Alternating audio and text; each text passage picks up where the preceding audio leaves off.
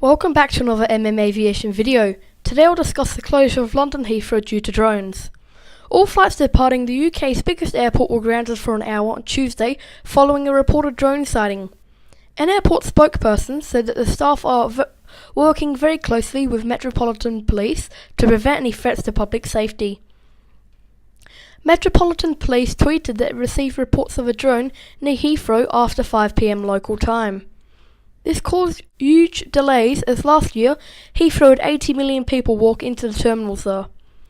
People suggested that the Gatwick drone issue was the work of police, as people involved in the killing in Morocco were due to fly to Gatwick shortly after, and the police did not want to scare holidaymakers. I thought that was possible, but instead of shutting down the whole airport, they would just send the police to the plane that they were arriving on once it had landed. Also, now with the incident at Heathrow, it is highly unlikely. I am thinking what other terrorist-related threat could there be, but there is none that the public is aware of. I am thinking that maybe the people who flew the drone at Gatwick, if it wasn't the police, knew they had succeeded and tried something more challenging for them to pull off. Gatwick had recently spent £5 million on new technology to combat drones, and they could have thought that while all the attention was on Gatwick, no one was watching Heathrow. So that's the end of the video. I hope you enjoyed it and that you enjoy the rest of your day.